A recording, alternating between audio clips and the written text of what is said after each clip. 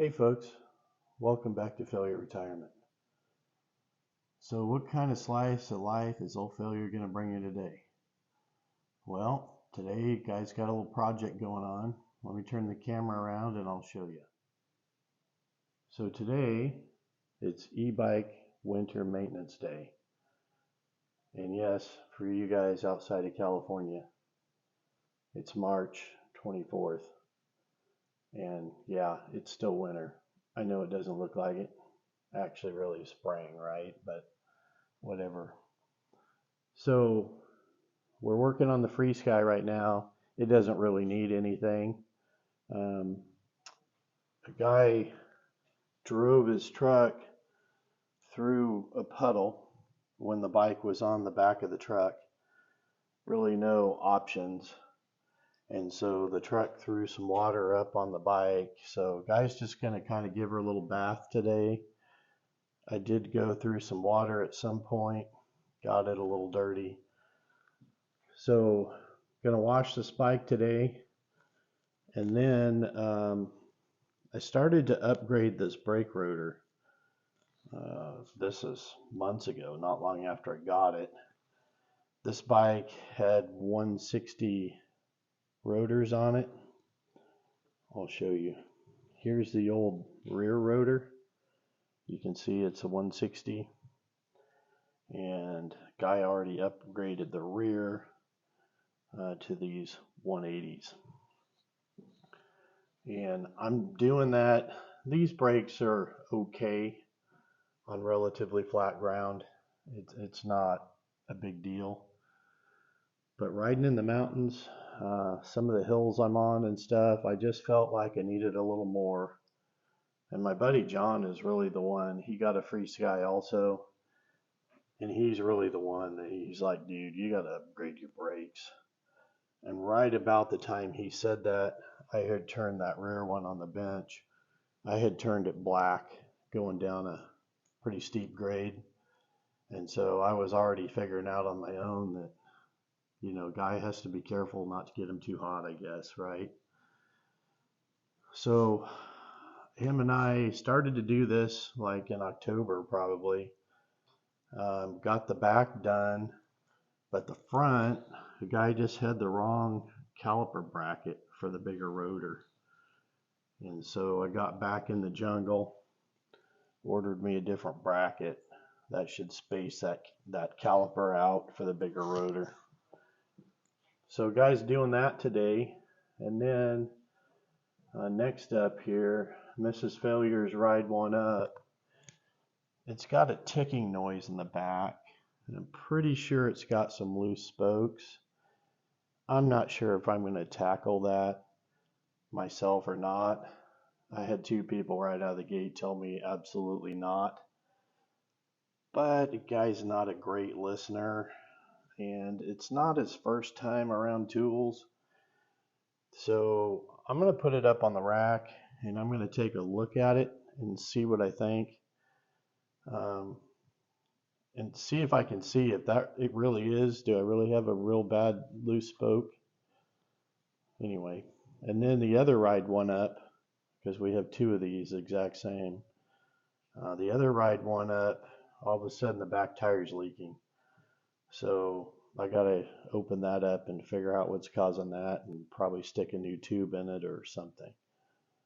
So guys got several little projects here today, and I'll probably film a little bit more as we go, so hold on. Okay guys, so I've cleaned the bike. Well, I just kind of give it a quick sponge bath, wiped it down, got the front wheel off. This is pretty simple. Just got to get the tools out here and get all these little screws out, and then put the new rotor on, replace the screws. We're good to go. I'll show you here again in a minute. Okay folks, so the screws are out. Important to note that this is directional. The arrow shows you which way it needs to go. So we'll get this old one off of here, and then we're going to carefully get the new one trying not to touch the outside just because seems like the right thing to do. Got the arrow going in the same direction, so we're good to go there. So let me put these screws back on and we'll put it back on the bike. Hang on. Okay, so the screws are back in.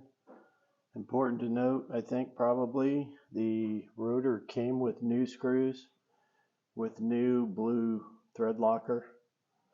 So naturally I went ahead and used them. Here are the old screws I took out. You can see the thread locker has been used. So we'll put those in the junk bin for when we have an emergency. These things are important in the mountains. Nearest hardware store is an hour away, and the chances of them having a small, presumably metric screw, pretty slim.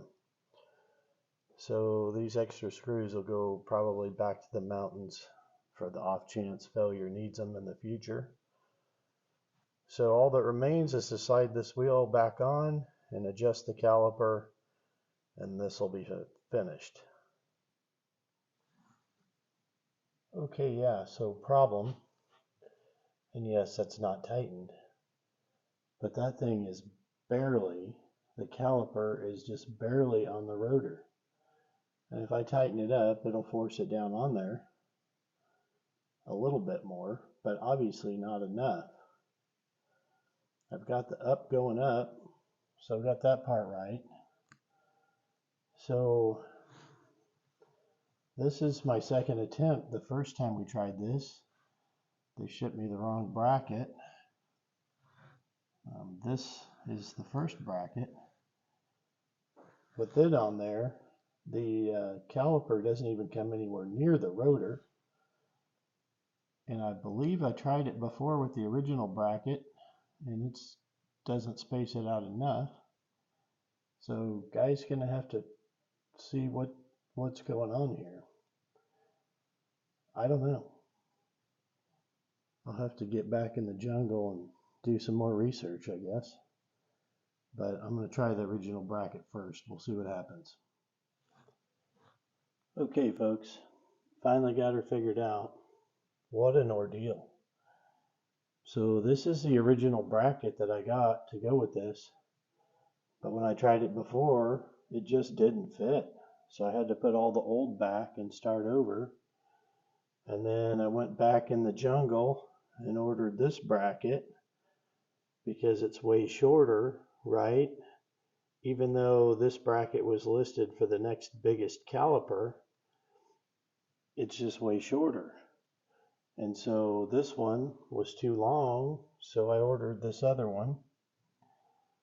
And when I got her all on there with the up going up, like I showed you before, it was just the caliper was in the wrong place. And the rotor, well, it was just in the wrong place. So then I thought, you know what?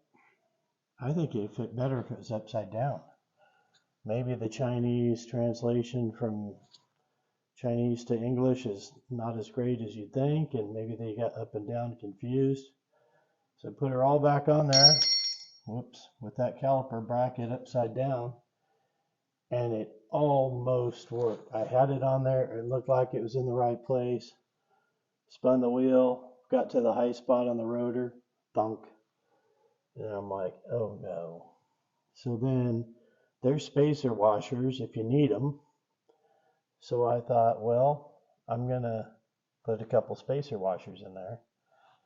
Well, while I had it off, I thought, you know what? What if I had this bracket on upside down the whole time? So I put it on there the other way around from the way I had it before, and I'll be darned, fits as advertised. So, all failure, not a very good bicycle mechanic. But we got her all back together. Hang on, I'm going to stand up. Got her all back together. And then the final thing is, you got to hold the brake shut before you tighten those caliper bolts. Hold the brake tight and then tighten your caliper bolts then. But we got brakes now, so feel pretty good about that. So I can go rocketing down a mountain at 30 miles an hour, and hopefully that'll all hold together. If not, we'll be filming a video from the hospital probably.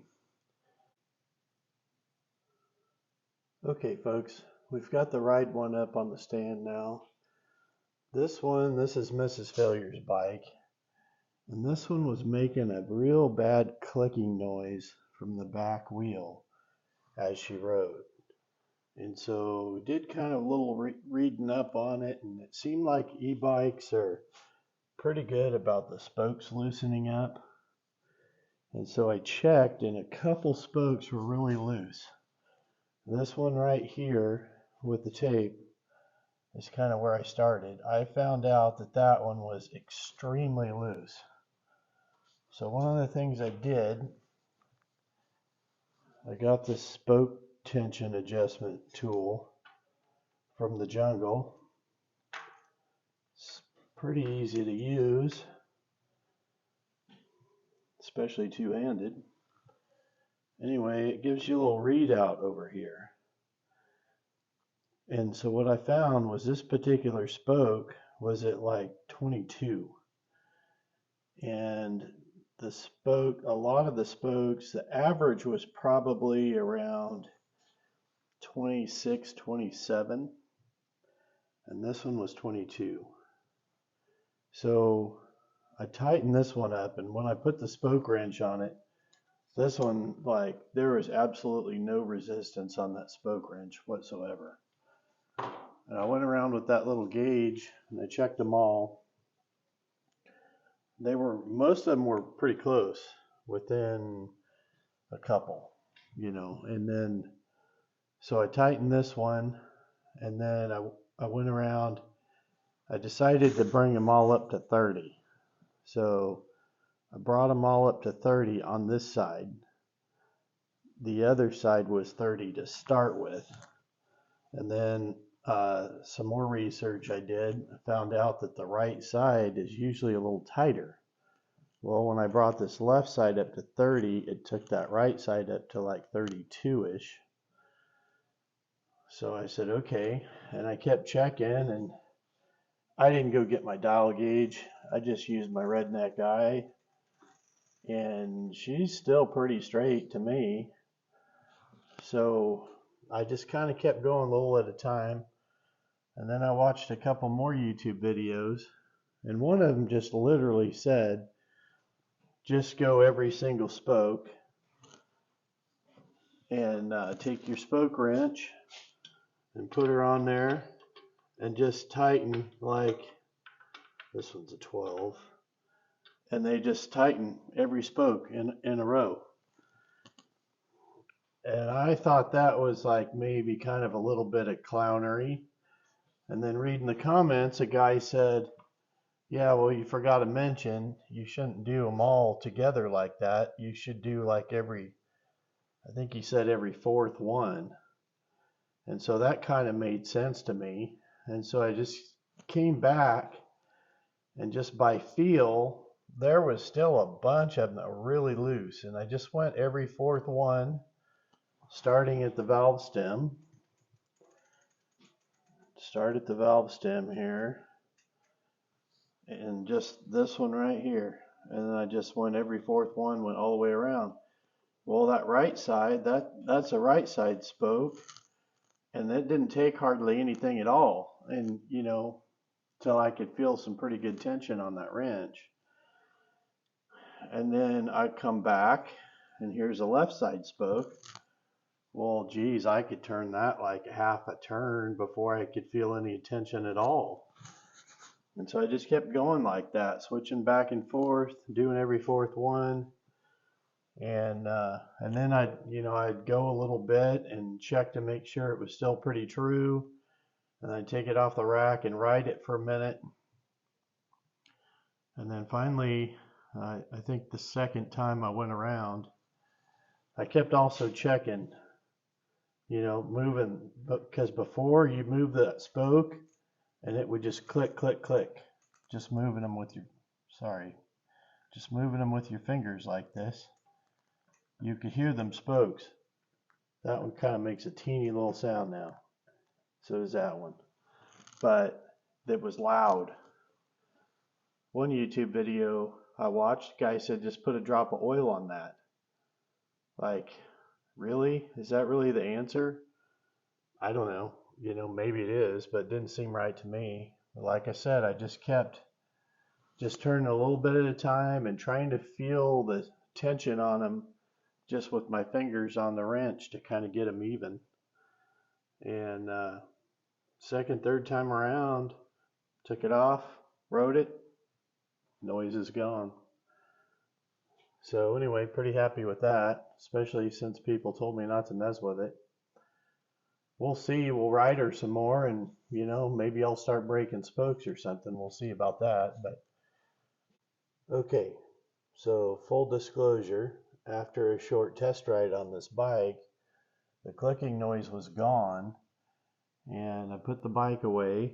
And then the next day I was looking at it, and I happened to notice that the wheel didn't look quite right. So I gave her a quick spin, and I had some run out. So watched a couple YouTube videos. The bicycle wheel and tire YouTube videos are shockingly not that helpful. I'm sorry. I did pick up this one trick. I have a dial indicator. I could have gone to the lathe and got my dial indicator and figured out a way to get that all adjusted in here.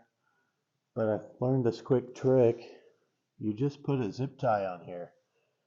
And I cut this one just a wee bit short. It's better if it's a little longer because you have some adjustment.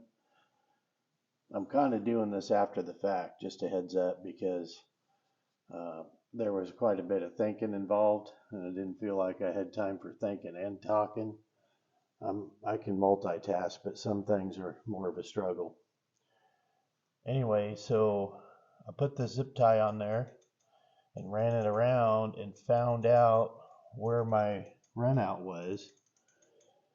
And then what I did, it's not, don't take too much thinking to figure this out. It was, let's see, had a bulge in it that came out to the left on the side of the bike I'm standing on. It had this one section, about a 4 or 5 spoke section. The zip tie would be right there close to the wheel, and then the short section, the zip tie would touch the wheel. And so what I did, it was out to the left. And so what I did is I loosened the left side spokes. And I decided that the right side ones were tight enough already that I didn't need to tighten them back up. And I started off slow. Started off with 2 spokes, 2 left side spokes. I don't remember where it was. I did my tape trick. Put my tape on the spokes at the beginning and the end. But I started with like 2 left side spokes, and I loosened them just like a quarter turn. And then I checked it again, and it's like, yeah, okay, I'm on the right track. It's better. And then I think I went to the next 2 spokes and I loosened them a little bit. And then I think I went back to the center 2 of the 4 and loosened them a little bit more. And I don't know that the camera really picks it up good. It's not perfect. It's a lot of focus here. It's not perfect, but I'm going to say I got about a 1/16 of an inch run out in part of this wheel. I'm okay with that. We're not racing bicycles or anything here. I could probably spend another 30 minutes on it and get her dialed in just about perfect. I'm okay actually if it has a 1/16 of an inch run out. And part of what that was is it was over a pretty long section. It wasn't just a little hump and a few spokes. You know, it was like a third of the wheel or something. Was just a little closer to the zip tie than the rest. Anyway, I thought I would make this video again after the fact, but show you just kind of what I did, explain what I did. We'll go back to the end of the regular video. Anyway, thanks for watching. I always appreciate all you guys, appreciate your comments. If you want to point out to me where I went wrong, I'm glad to see it. Anyway, we'll see you next time on Failure Retirement. Have a good day.